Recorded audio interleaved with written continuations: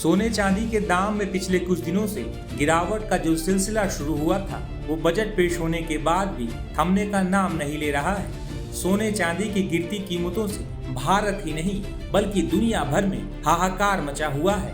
दरअसल बीते 1 फरवरी को बजट पेश होने के अगले दिन यानी 2 फरवरी को सोने के दाम में करीब 7,000 रुपए यानी करीब 6% की गिरावट देखने को मिली है और 10 ग्राम सोना 1,40,000 रुपए पर आ गया है। वहीं चांदी भी 23,000 रुपए गिर गई है।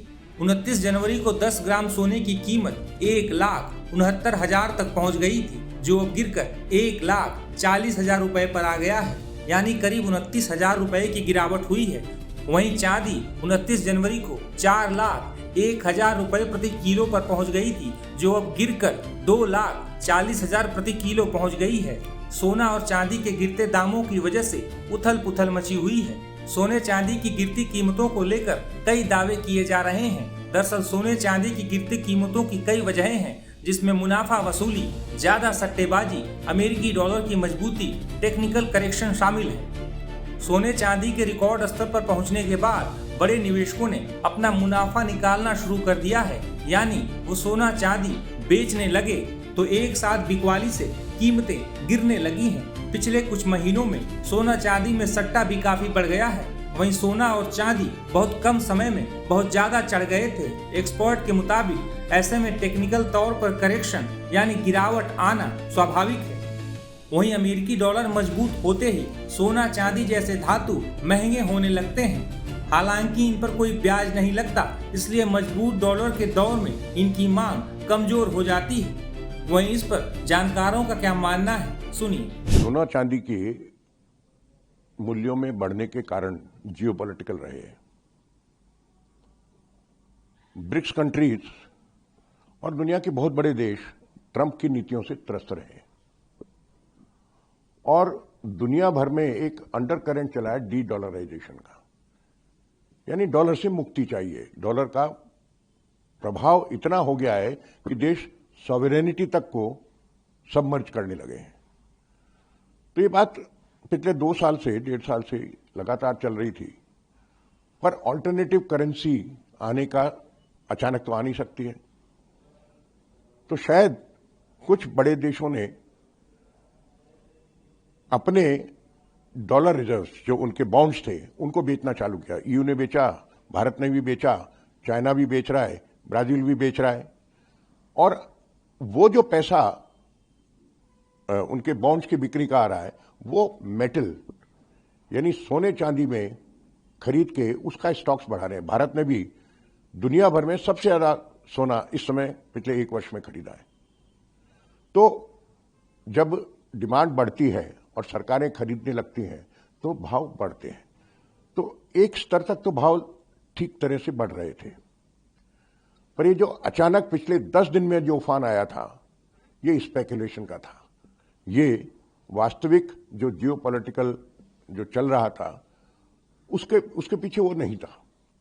तो ये जो अचानक 3 लाख से 4 लाख चांदी हो गई, अचानक 37,000 रुपए उसमें बढ़ गए 10 दिन में, तो उसका फॉल तो आना था, क्योंकि वो प्योर स्पेकुलेशन था। उसके पीछे कोई आर्थिक या राजनीतिक कारण नहीं थे।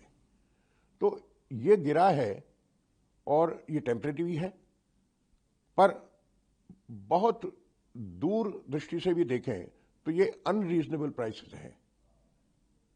तो धीरे धीरे जब इनफ स्टॉक हो जाएगा देशों के पास में तो सोना तो स्टेबलाइज होगा। चांदी के उपयोग और बढ़ रहे हैं क्योंकि एआई और चिप्स में चाहिए, आईटी में चाहिए, तो वो भी लेकिन एक रीजनेबल लेवल पे आके वो भी स्टेबलाइज होगा।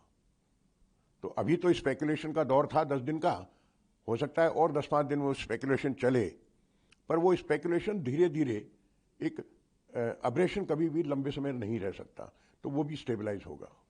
एक तो देखिए अच्छी बात हो गई ज्वेलरी इंडस्ट्री के लिए, क्योंकि काफी सारा महंगा सोना हो गया था, तो ग्राहकी बहुत कम हो गई थी और ग्राहकी कम होने के हिसाब से जो छोटे लेवल के कारीगर थे उसके पास काम बहुत कम हो गया था। अभी भाव घटा तो अच्छी बात है। मैं चाहता हूं कि 10-15 हजार या 8-10% और रेट कम हो जाए, तो क्या फायदा होगा कि जो छोटे ज्वेलरी कारीगर है उन लोगों को रोजगार मिलना शुरू हो जाएगा, वरना वो लोग फ्री हो गए थे। उनको कोई ना कोई बूस्ट देना बहुत जरूरी था। तो मेरे ख्याल से दाम गिरने से काम निकलेगा, नए कस्टमर आएंगे वापस मार्केट में सोना खरीदने के लिए, और वो लोगों को फायदा देगा और छोटे लोगों को काम देगा। और दूसरा ये भी है कि ये साथ में अगर गवर्नमेंट बजट ला रही है और हमको ये सहयोग करे कि जो भी जीएसटी का रेट है, मेरे ख्याल से 30,000 रेट था, तभी से 3% जीएसटी का रेट है। आज भाव 1,60,000 17,000 रुपया है।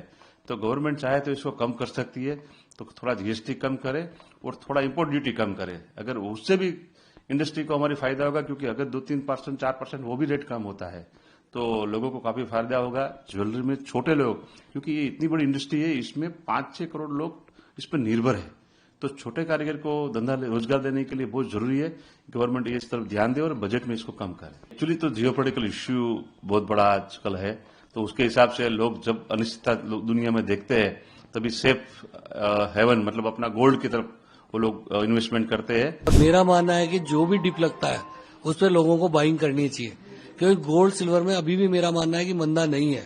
लॉन्ग टर्म में गोल्ड सिल्वर काफी तेज रहने वाले हैं।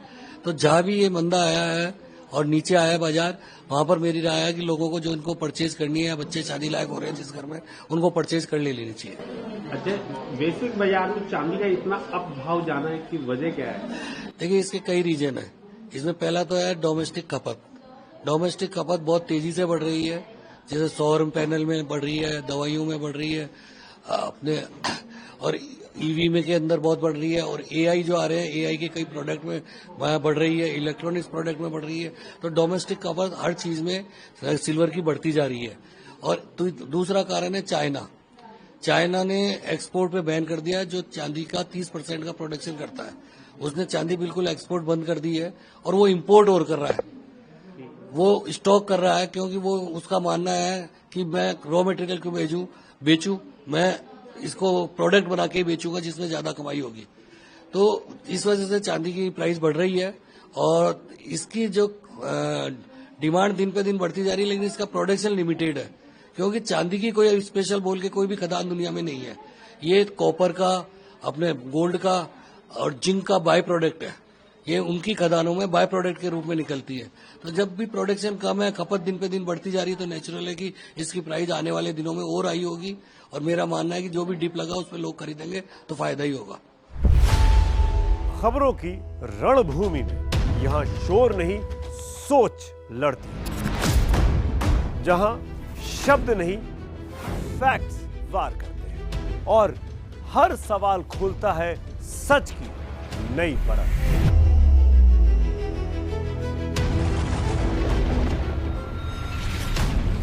चक्रव्यूह आपके अपने सुमित अवस्थी के साथ सोमवार से शुक्रवार शाम 6:57 पर टाइम्स नाउ नव भारत पर।